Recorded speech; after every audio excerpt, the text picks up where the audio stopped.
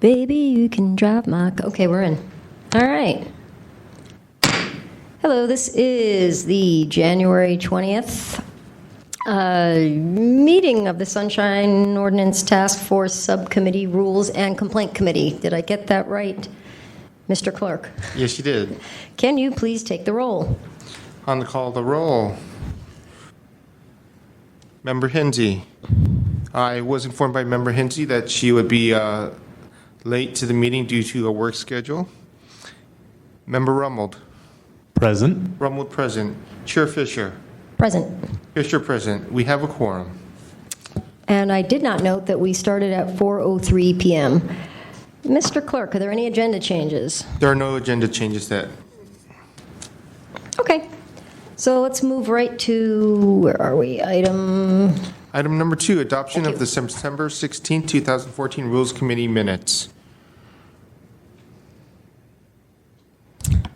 Member Rummold, have you had a chance to review the minutes?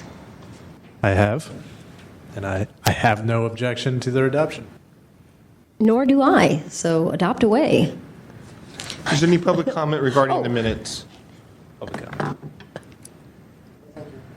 Okay. Hearing none, hearing no public comment, let's move on. Do we move to item 4? The minutes of 3. September 16th are approved as is. Item number 3, file number 14030, Sunshine Ordinance Task Force, Bylaws and Complaint Procedures, Review and Possible Amendments. Okay, Member Rummold, you have a copy of this? Yes. So I would like to provide a copy. a copy is being provided to the gallery. These are my own notes, so it's not. Okay. I thought I'd give you a copy since we're going to be talking about it. Great, thank you very much. Only one for Rochelle? No problem. Look, I'm not going to bite. You can probably throw them up on the overhead, too. Would that help? Here's another copy. Thank you. Yeah, it'd be helpful if we can both read them. Why is the law Yes, at the last meeting of the Rules Committee, we discussed proposed changes to the bylaws and the complaints. I have compiled those proposed amendments and integrated into the copy of the bylaws and complaint procedures attached. I have also just written a summary of the changes and added some new possible procedures based on previous meetings. So let's look at the bylaws first. Yes. Am I correct in assuming that this is just a recap of what we talked about before? Yes. On my list of changes in the election of officials, that is my suggestion. There was discussion to change the annual report. And Can we go back to the elections? So wouldn't we normally have... It's July 1st, I believe, is the date where we have to elect new Right. chair and vice chair. Mm-hmm. But that coincides with the appointment of new members to the task force and so forth. Right. I believe there was discussion to move the annual report and the election officials to January, the first of the year, so that there would be less conflict. So according to this, you have it parenthetical, there will be no July 2015 election? So there'll be no election at all this year? If we implement this, it would be my suggestion to skip the election this July and just do the election in January. It'll be a 6-month difference. We have to implement it at some time. Yeah, I guess I could live with that.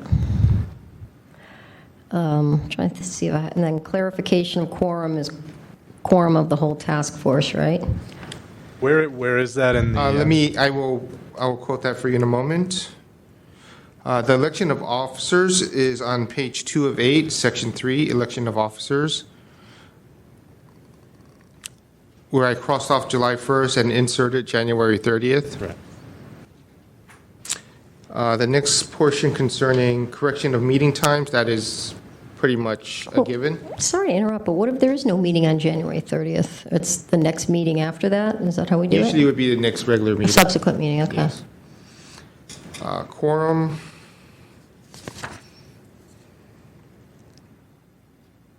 That would Yeah, I be see that. section 7, which is on page 3 of 8.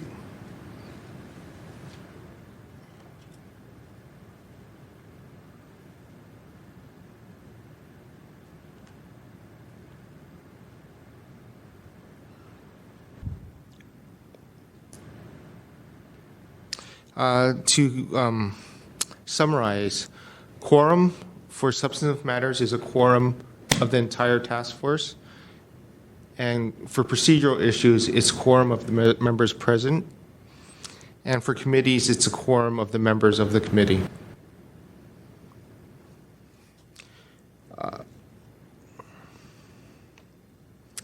Next is item 4 regarding public comment.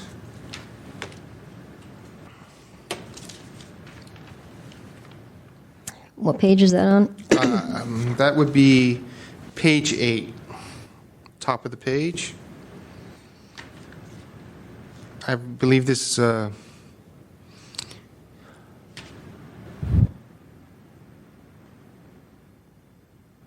have underlined it to new portion.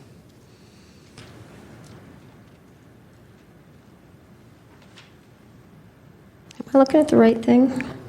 This is, what section is that? That is section 11, public comment. Oh, on page what? Page 5 of 8, Oh, sorry. very top of the page. The says- header was pushed to the previous page. Yeah, I was on some other page. I don't know where I was.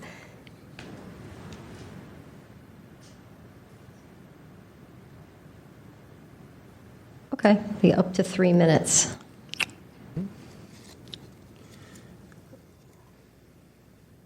Okay. Okay, there is a section regarding the minutes to change the procedure for adoption of minutes to match Robert's Rules of Order. That is on page 6 of 8 on the top of the page. It is underlined and bullet pointed. Basically, there's no need for a motion to approve minutes. We give the committee the option to propose amendments. If there are no proposed amendments, it is deemed approved without a vote. Okay. 6, changed committee duties. There's, on the bottom of 6 and 8, where it lists committees. I have made minor amendments to the duties of several of the committees and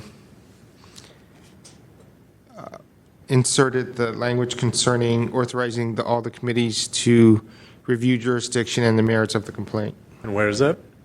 That was on page 6 and 7.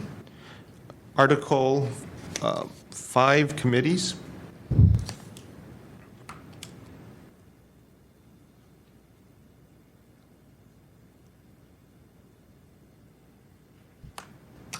Yeah, I didn't have anything on that. Do you remember, Rummel?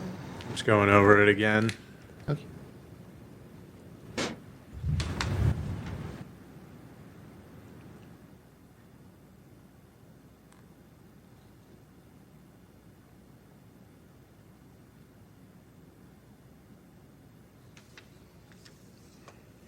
So you just basically added that shall schedule hearings on complaints to review jurisdiction to each committee? For all of them, yes. Yeah. And there was a slight cleanup for each of the committees also to modernize the description.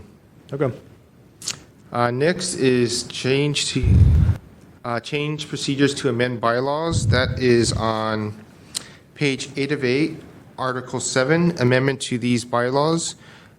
In the past, or currently, in order to amend the bylaws, it requires a vote of the majority of the task force at a public hearing, a posting of a notice of hearing to consider the bylaws amendments to be placed online and at the public library, government documents section 10 days prior to the meeting. The proposal that I received states that it must be scheduled at 2 task force meetings at least 14 days apart, and that a notice of intent to change bylaws be posted prior to the SFOTF meeting. In essence, this would eliminate the need to post at the public library and require us to have 2 meetings prior to adoption of changes to the bylaws. So I just have one little thing there on line It's in between 25 and 26. I don't know, is 25 and that- 26? If you got your little pen out. Yes. It should say, "The task force may amend these bylaws," not "be amended." May amend. Yeah, I know how it goes. I have when you're- that. Yeah, okay. I had a proposal myself that we post notice of the proposed bylaw changes 10 days prior to the task force meeting, that it be approved by a quorum of the task force. And the question of do we need to have two task force meeting is a first reading and a second reading. That is at your discretion. I'm not sure how you want to handle that. Where Where is in it? here Yeah. is the 2-day require or the 2 task? That is proposed under 7B. Two Sunshine Ordinance Task Force hearings at least 14 days apart. That is in the version that you have before you today. So your opinion is that we should do that 7B, that we should have it at two meetings? That's your choice. I do not have an opinion either way regarding that. Doesn't that seem kind of redundant and overdoing it? I mean, what's I the believe value if in that? I guess I is my believe question. posting prior to the meeting, 10 days prior to the meeting would be adequate. Yeah, I That think gives so, the too. public 10 days notice prior to an amendment to a bylaw. Oh, so C is your proposal. Yes. Yeah, I like that one. So would you like me to integrate my proposed C? I would. Are you okay with that? Member Rummold? Yeah, I think so. So currently it's a Currently- majority of Of the full task force. the Basically, full it's task a, force. Yes. Okay. Basically, it's a normal vote. However, currently, I have to post at the library 10 days prior to the meeting. Mm-hmm. And I believe that posting on our website and on our normal locations on the kiosk and so forth would be adequate. Okay. The library is overdoing it, I believe. Yeah, I mean, if somebody's at the library, they could get on a free web terminal there, see it. When are you required to post stuff at the library, though? There's something in the Only ordinance. agendas and minutes are required to be posted to the library. Do you physically go to the library and do I that? email it to them. And I they, used to walk it over since it's only a block and a half away, but email gives us documentation that we have done it. yeah, it's true. Well, so how would this be different? I mean, Actually, from the current procedure, the only thing that would be changed is that we are eliminating the public library portion but it would end up getting sent to the library, right? Because it would be on as part of the agenda, but not as part of the 10-day notice. Okay. Okay. I mean, We can leave it as it is currently, and just delete public library. yeah. So I don't know how much giving it to the library adds to the fulsomeness of the debate about stuff like this. I But if believe- it's not like a significant burden, then we Yes. might as I well believe do it. that the amendment was proposed by Member Pelpel for the option B to make it two SOTF meetings 14 days apart. So those are basically the two options, to keep it currently with a 10-day notice or to have two meetings of the Sunshine Ordinance Task Force. Oh, okay. And so C would just be Kind of a current minus giving it to the Library, library? yes. Oh, okay. Well, so actually I would think my vote would be to keep it as it is. As long as the library, sending it to the library isn't like a big thing. It actually, it wouldn't hurt anything for me to send it to the Right. library. So if you just want to keep it Okay. as is, I would have no issues with that. Okay. I'm good with that. I'm fine. Okay, we are proposing not to change our method to amend the bylaws. Yeah. I will make that change to my draft. Well, and it's, if Member Pilpel was the one who was interested in, He can propose it at the He full gets task another force. shot. Yeah. We're just sending this upstream, right? May I suggest that we take public comment on the bylaws before we move on to the complaint procedures? I would offer public comment on that. Do I have any, or will offer to the public to make public comment? I have no public comment on it. Thomas You have 3 Piccarello. minutes. Thomas Piccarello, thank you for the opportunity for public comment. This is a whole lot of new information, and this is kind of hard to digest all these changes that you're proposing. Although I appreciate the efforts by Mr. Young in trying to clean up some of the bylaws. But there's a whole lot of, I can think of a half a dozen questions regarding his summary. He makes reference to Robert Rules of Order. Which specific Robert's Rule of Order is he making reference to in terms of approval process for the minutes? And then number 6, I'm reading his summary now, not the packet material. Eliminates the need for a complaint committee. Does that mean the complaint committee will therefore be abolished, or there's just not a need for it? I don't know what that means.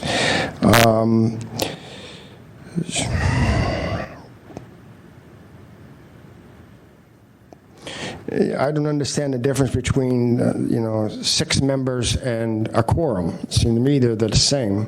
A quorum is 6 members, so why are you changing the language?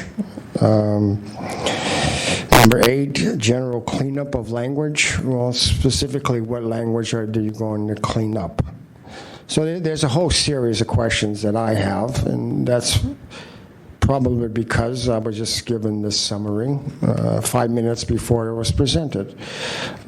So it's going back to the full task force. That's good. But I'd like some clarification on some of these ambiguities in this summary before it goes to the task force, so that they can vet the issues that you're presenting to them. Thank you. Thank you. I would just like to state that a copy of the bylaws with the proposed changes were included in today's packet. Oh, yeah, I see them.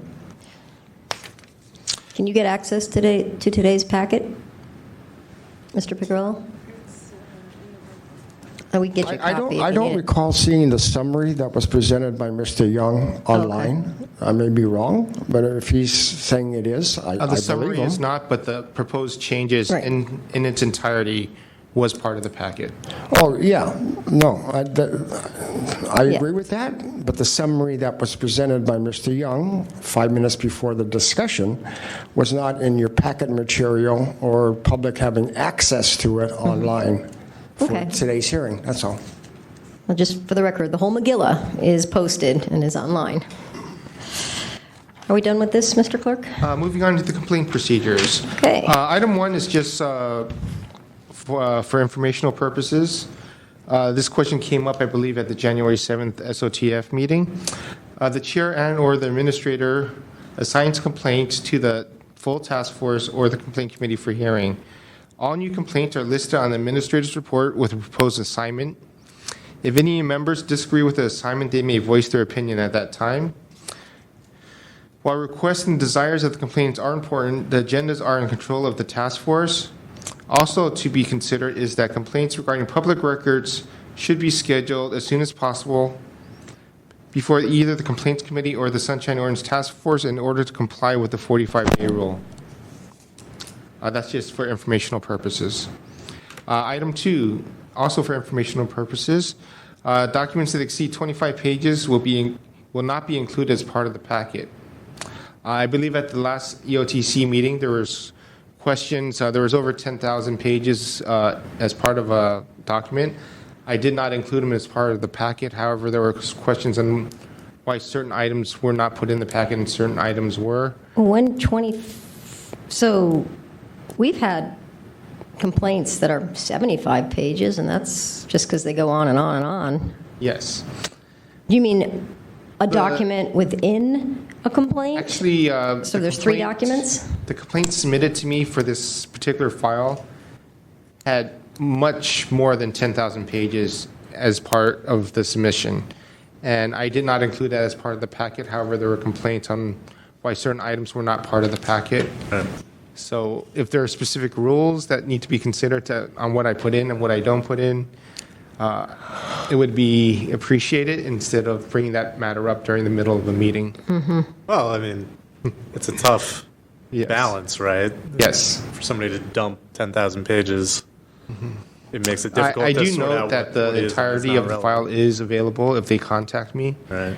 but I will not post that online because if that many pages posted online will pretty much kill anybody's computer Yeah. and stall it for hours. You hit the little pinwheel of death for the next 20 minutes, yeah. Item number 3, this is something that I have just drafted based on the last meeting. This is regarding complaint committee hearing process. Let me see if I can find the correct page. This is on page 2, line 11. I have tried to document the complaint committee hearing process in this section. I'm sorry, where was that? That is page 2, line 11, So item number complaint 6. committee hearing process, okay. I've tried to document the procedure.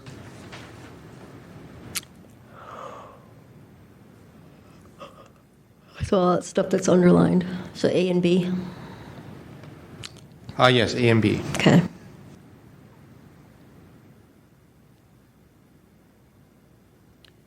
I'm sorry, I'm still not finding it. Where are we?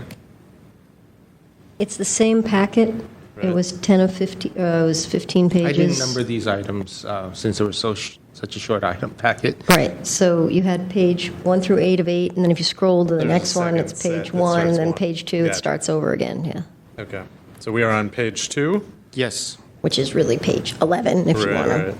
be pedantic about it. 2, and we're starting at 6. Yes, item number 6. Thank you. The only question that is not addressed is upon recommendation of the complaint committee, if the complainant objects, I don't have anything written on how to deal with that. I think we should add something. I don't want to be forcing people into this if they, should we add something? And I mean, if somebody is really We that. can leave it open for now and see, Okay. as we are still exploring how this process is working, and we can come back and make amendments as procedures clean up. Right. I agree that people should not be obligated to come and hear it before a complaints committee, but there's like a trade-off, right? You get your case heard more quickly if you go before the complaints committee, but if you want to wait for the full task force, then you might have to wait. Well, there's a little give and take in that some items I push towards the complaint committee, and I hold firm on that just based on the subject matter. If it's a complicated issue, I won't do that. Yep. There's just certain issue which should be cut and dry, and I want the complaint committee to hear it. I'm fine with that. There's a typo in B. It says the parodies shall be given the opportunity. Could you repeat that again? It says the parodies What shall line be number given. is that? Oh, yeah, lines. It was line 21. Line 21, You should be used to this Parties. lines. parties. You're probably used to that in your field, huh? We don't line that much anymore. Well, that's not true, but Okay, there is. I have that. Okay. Next is also a new item. It's the attendance policy at both the task force and the complaint committees, or any of the committees. This was added based on the last meeting where the question came up on what the policy is regarding non-appearance at the task force meeting.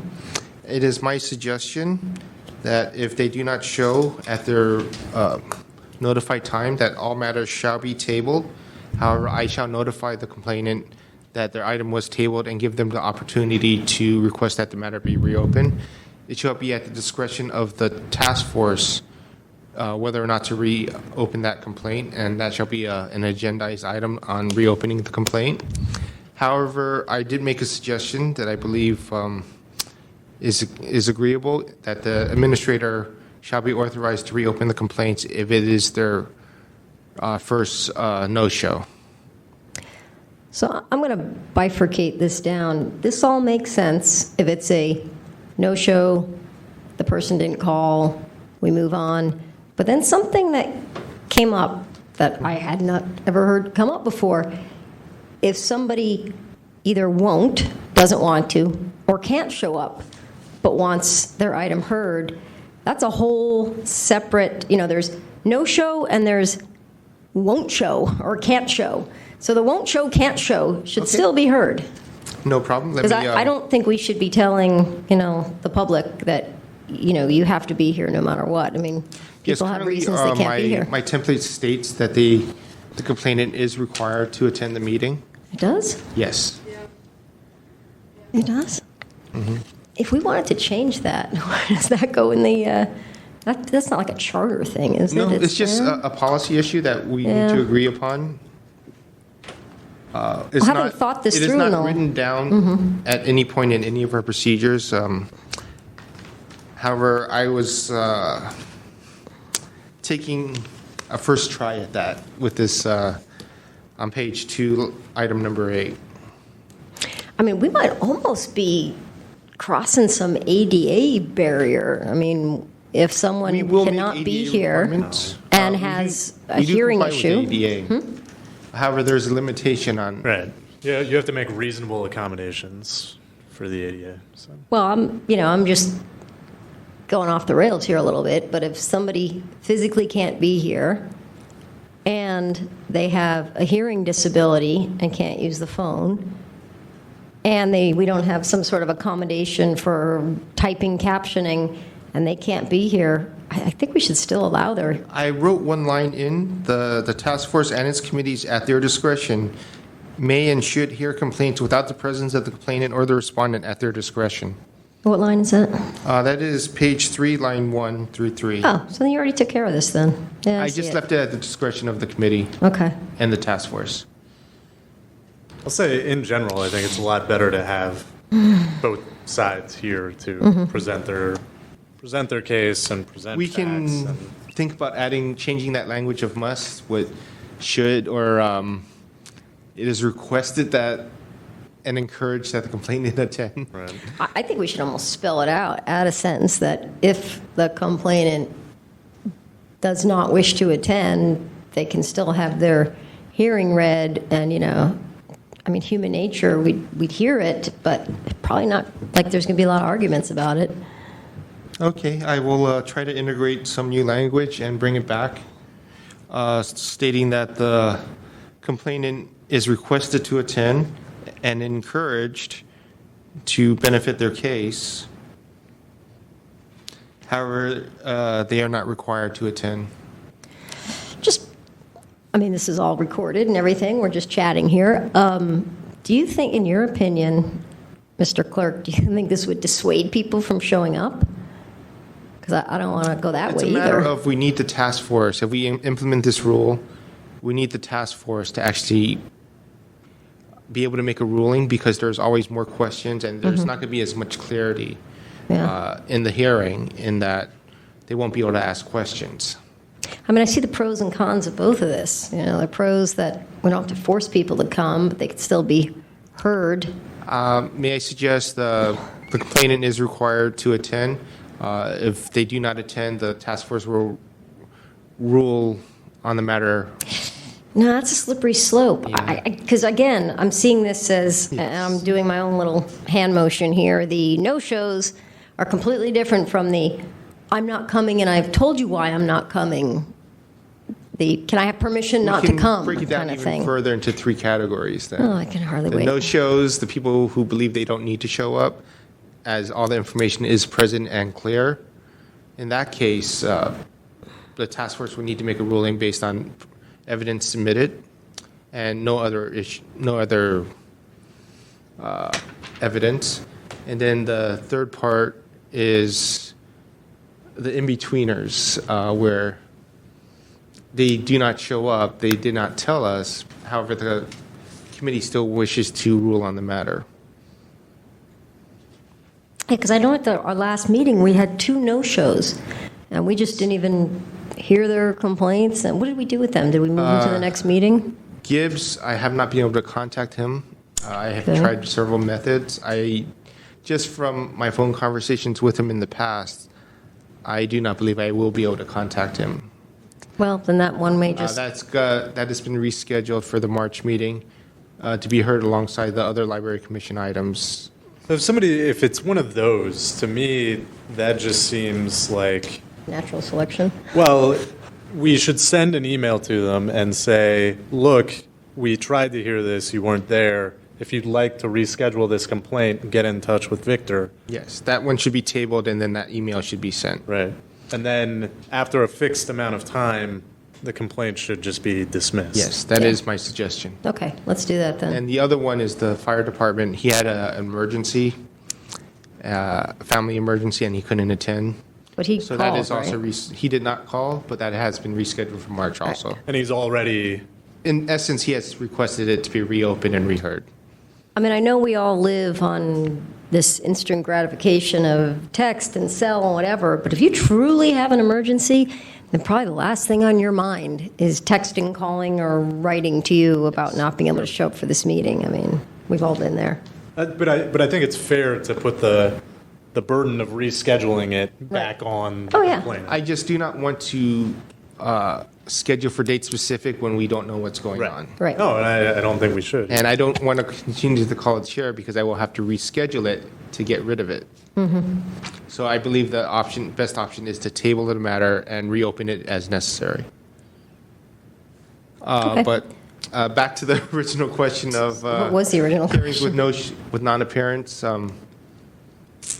How about we just have something that says a complainant may request that the task force hear the complaint without the complainant's presence, and the task May force request. will consider each request and make a determination based upon Okay, the facts. I will leave the language as is. The complainant is required to attend the meeting, and then I will add that additional language that the complainant may request a hearing without their presence and so forth. Yeah. Does that work Yeah. for you? That works for me. Okay, next, We're at number 5 on your list. yes, it's, number 5 is for informational purposes only. Document deadline. This has been brought up on several occasions concerning documents that are brought to the meeting and not presented to me 5 days before the meeting. I believe that that is an issue and that a lot of documents are brought to us at the last minute, and I don't have a solution to this. I just wanted to bring this issue up, and if you want to make possible changes. There's currently a long list of options available to the complainant on page 3. Item C, line 16 through 30. I believe we should add the language that it will be at the discretion of the task force if documents shall be accepted late, and so there is not an absolute. And I wish to simplify the contingencies for documents submitted at a late time. Okay. Hello, Member Hines. Come on up. Oh, we're going to have you right here. Can you make it there? That way we're all cozy. Is that terminal a problem? You have a problem seeing over that, or? No, I'm good. Okay. I believe Here, I'll share with you. Are we up to 5 still? or- we are on 5. Would you like me to make any proposals regarding the documentation window? Member Rummel, you heard Questions? that. So tell me the goal here. I would like to simplify this process. There's just so many contingencies on documents submitted late, giving the complainant options to continue to a later meeting, which I Right. believe they would have that right anyways. Yeah. I would like to add a portion that the task force may consider items submitted late at their discretion, because Stuff happens. they bring it to the meeting, they just found it, and in essence, we might be violating our own procedures because we are considering items that are not in the packet. Right. Okay, I'm going to let you roll with that. Okay. I will bring those suggestions to the full task force.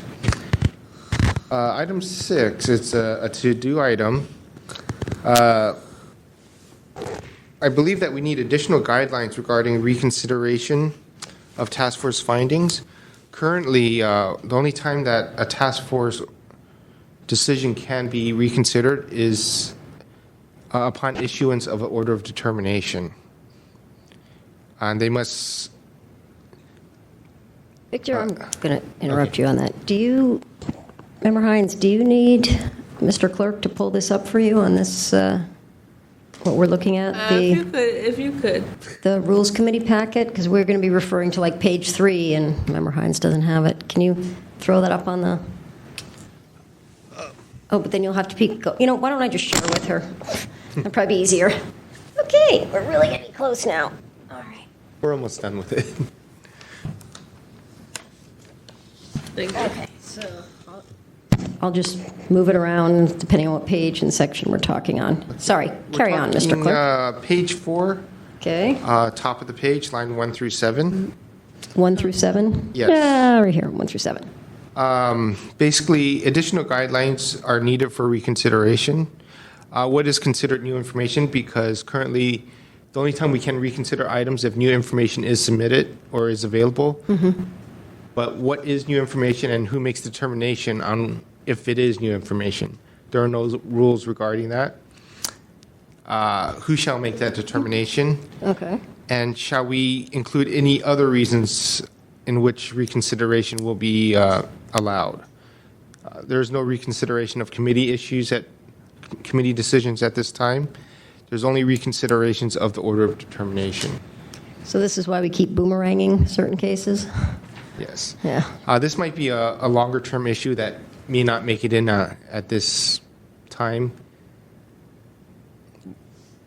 If you have any recommendations, I can insert it, or we can pass on this one and take it on the next amendment cycle.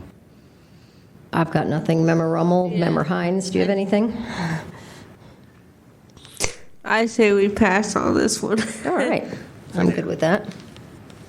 What was the, what's wrong with the current, what prompted the desire to? I've had several members of the public ask to reconsider committee decisions to close files. And there is no option for reconsideration. I would just wanted to get the task force's opinion. So do we want to leave that alone, or do we want to make it? So what have they done in the past? They just refile it under a different number? Or? I will not allow refiling on the same subject matter. But it's happened. Do they just refile it under a different department? I mean... It is my goal that once the task force has heard a matter, not to reopen it. Okay. As you know, in the last administrator's report, I believe there was a complaint from Mr. Kokolas against the police department. He has been asking me to reopen the complaint. He has issued new complaints on the same matter, and I have not accepted them. Okay. And there's nothing for committees to reconsider their own? There's nothing currently regarding committees. This is just a long-term issue if you want to add anything or not. Next. Are we up to 7? Yes. Let me see if I can find the spot.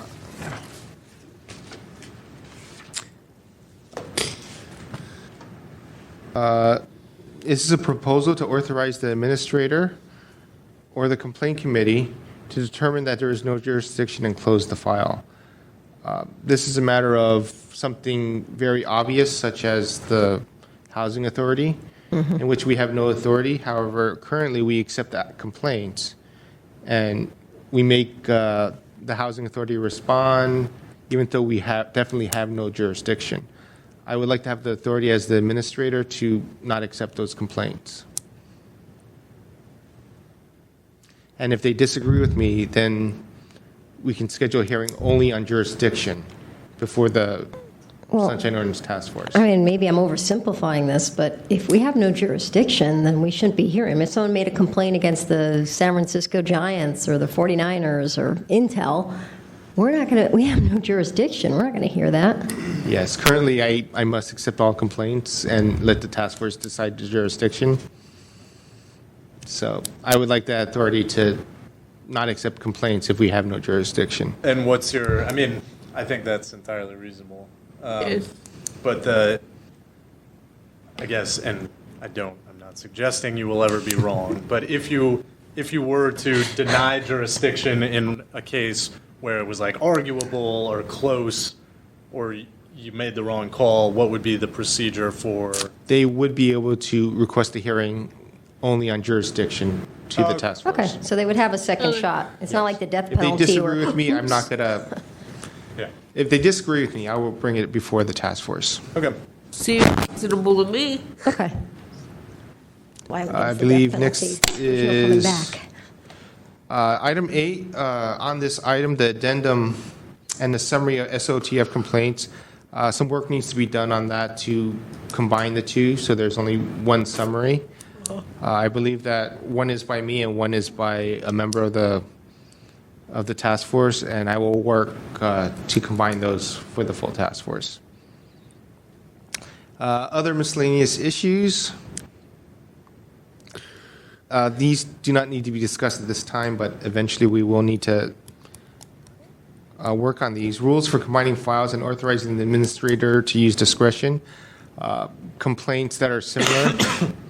However, I would like to be able to combine certain complaints that are so similar that it doesn't, opening separate files would be a disadvantage.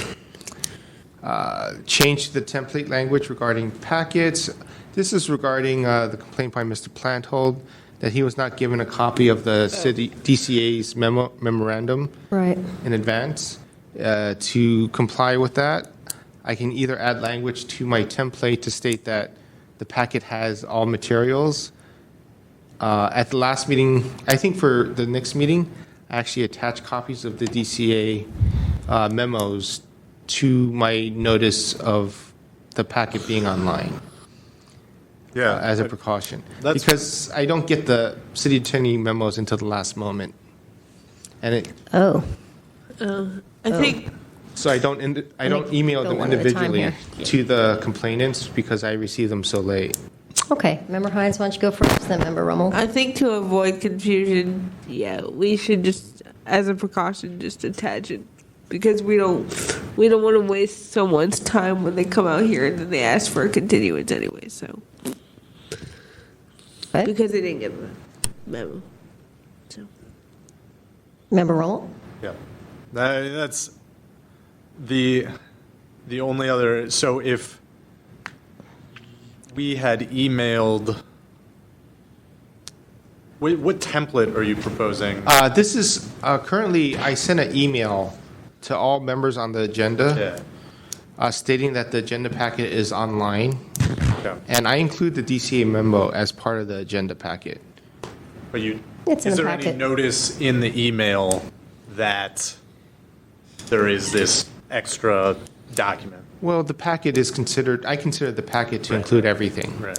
I mean, that's where I go to look at it, so, yeah. Yes. However, in this one case out of many, there was a disagreement. Yeah, we're not going to play to the exception here. Let's play to the rule. However, I believe I can just attach a copy of all the DCA memos as part of my notice. Or just even that item's agenda, Yes, the entire No, file. it's too, you don't want to do that. Sometimes they're like 20 megs. Yeah, you don't want to do that. I think it's not really broken. I think you're just trying to fix something that's not completely broken. I mean, I get it. I was here when that person said, well, I never saw that. And everybody went, it's in the packet. I think it only happened once.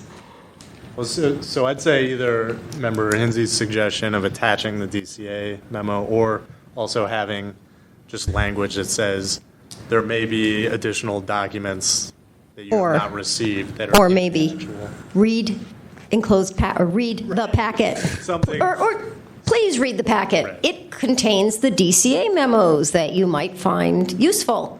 See you soon. Right.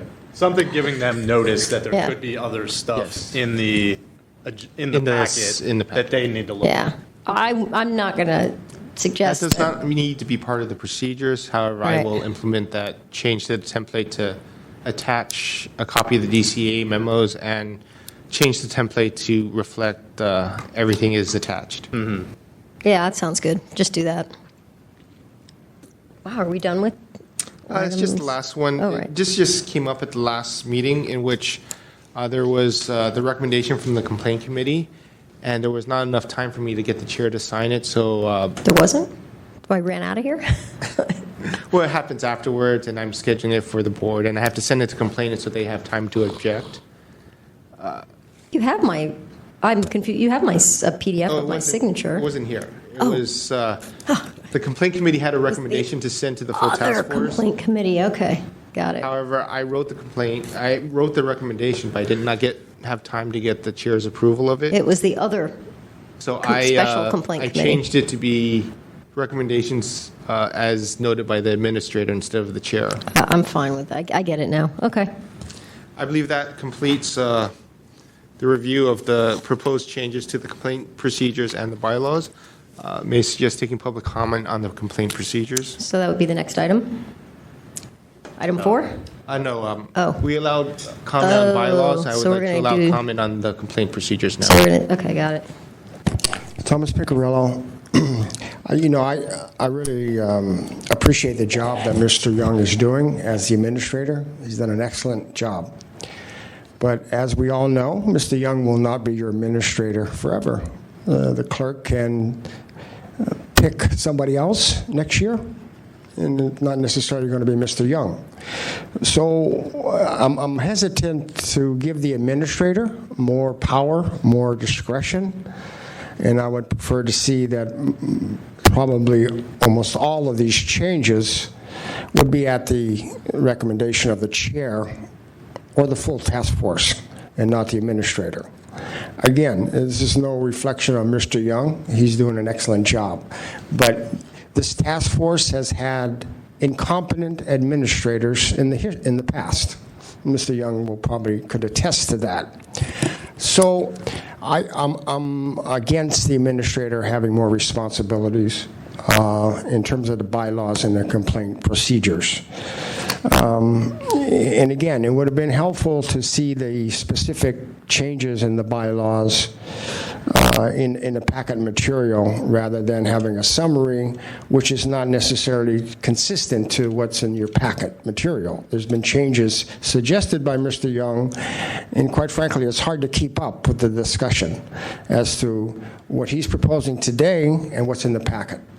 So, again, overall, I'm against giving the administrator more responsibilities. And I think it's the responsibility of either the full task force or at a minimum the chair who is appointed. Keep in mind that, the clerk's office is very close to the Board of Supervisors, and many of the violations are against Board of Supervisors. So there's not that firewall. Anytime you, I got 50 seconds. Anytime you file a complaint against the Board of Supervisors, there's always a representative of the clerk's office defending the Board of Supervisor. Because there's no firewall. So bottom line, give the authority to either the task force or the chair regarding any proposed amendments to either your bylaws or your complaint procedures. Thank you. Thank you. The previous speaker, Thomas Piccirillo, brings up a good point as far as giving over a lot of authority to the administrator. I can speak from personal experience. It was probably about 6 or 7 years ago. I was just doing a record search under my name, and I saw my name up on an Arts Commission agenda when I had been out of California for many years.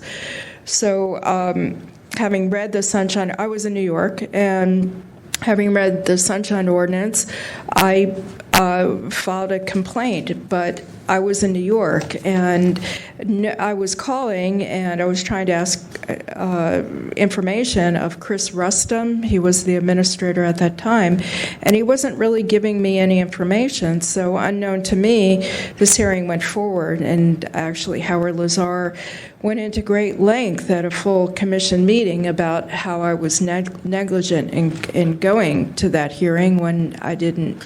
I made every effort possible to withdraw it or appear by phone or do whatever I could, but that information wasn't given over to me. So Mr. Young is doing a great job, but he won't be here forever.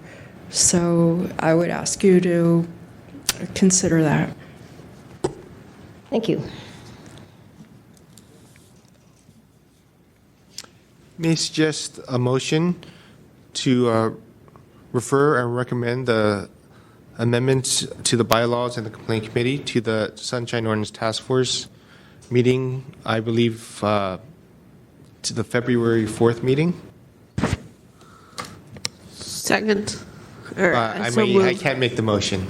So Yeah, moved. We've got to move, and, Second. okay.